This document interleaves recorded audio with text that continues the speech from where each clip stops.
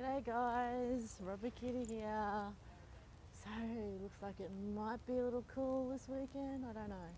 Anyways, being ambitious, but for character development.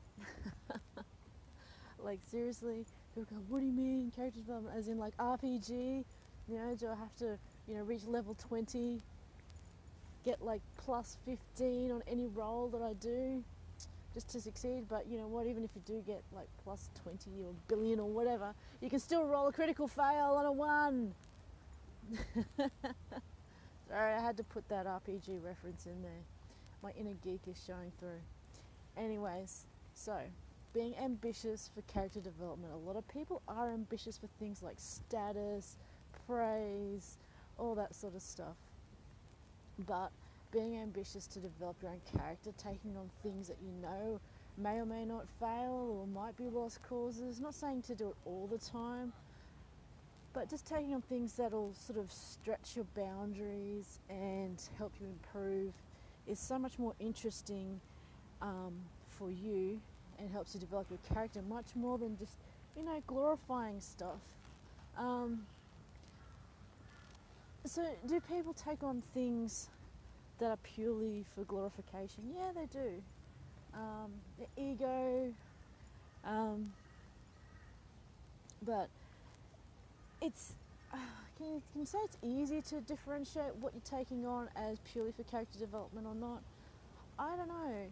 A lot of things that I have done and do, and I know can or will cause me a lot of problems, but then if you've done the same thing over and over again and nothing's changed, I mean, at the very base core of it, nothing's changed, then you've got to do something different.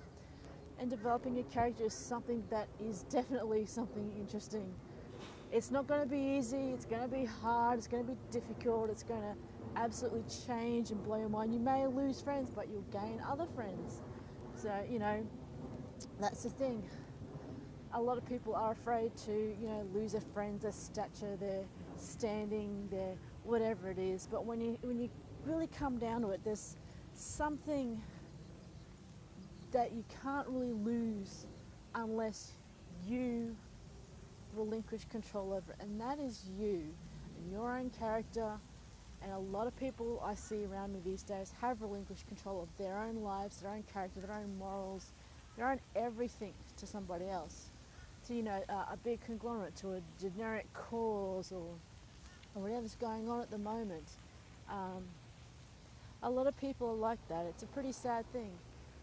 And that's the whole thing with the whole cotton wool babies and all that. There might be unique, interesting people, and a lot of people say, oh, they're so innocent, we must protect them. But then the other thing is, and you'll find this a lot when you actually sit and listen to people who have been through a lot of things, that they're so interesting. Their experiences, their point of view of the world, you may not agree with it, you may disagree with it completely, but the way they live, the way they are, they're just so much more interesting. I like those interesting people who've been through a lot, nothing I find more dull or boring or uninteresting than someone who continually mouths the same things that other people are mouthing without any thought, because their brains are lazy. They've given up their, thinking privileges, I guess. They've allowed other people to dictate their own lives, their own goals, their own ideas. They have no sense of self. They haven't developed their own character.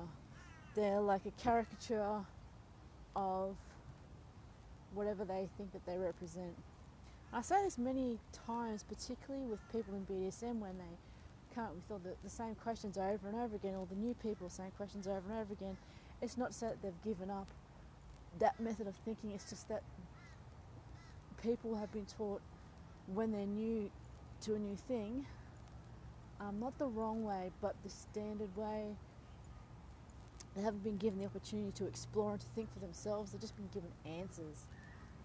A lot of the times I say, well, look, you've got to research these things, you've got to research that, be aware of these things, but I don't tell them specifically what. I leave them up to their own personal development, because ultimately it's their journey, their character building, And that's what it's all about.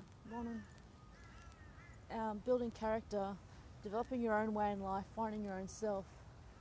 So I guess one of the things that you have or haven't taken on that build up character, has the universe come and whacked you on the head? I know a few of my friends recently have been whacked on the head and said, hey, look, you should be doing this thing. And they went, okay, fine, I'll do it.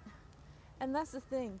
The universe will keep whacking you on the head with things, and people will try and deceive themselves into thinking, oh no, that's not where I'm supposed to go, this is where I want to go, but it could be where you need to go. Okay, it's unpleasant, you want to hide, you procrastinate, and then things will get worse.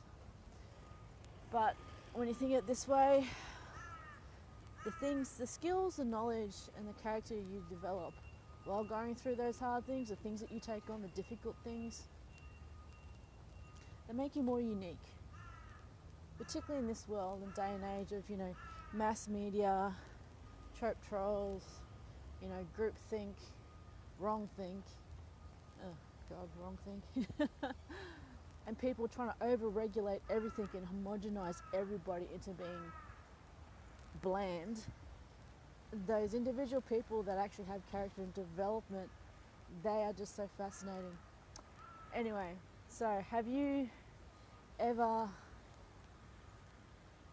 really challenged yourself to develop in character, not just for money, fame, glory, but you said, okay, this is not going to get me anything other than a lot of heartache, but I'm going to do it anyway because this is a part of me, this is what I want to do and want to develop into. Have you ever done that? It's not an easy thing, but here's the thing. Have you found out that when you've started, you've committed to it, you've lent into it, you've opened your mind up to that things you've discovered have made life a little easier, that they've opened your eyes to a few things? And then what have you done with that knowledge of yourself?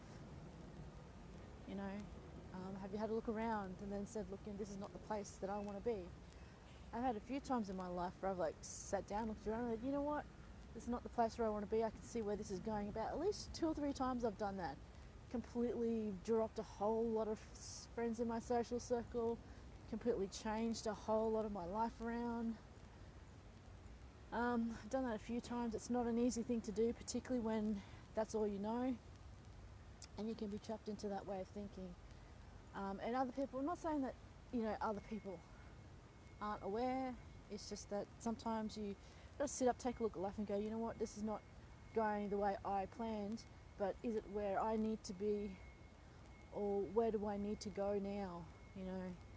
Not where I want to go, but where I need to go, because sometimes where you need to go is actually a different route to where you want to go, but you probably could go somewhere where it's where you want to go, kind of, but then that can change along the way with what you need to know or need to go. Yeah, I confused and conflated myself, I think. Oh my god, I pussycatted myself. Anyways, I'll see you guys later. Tomorrow's Friday. Yay! See ya!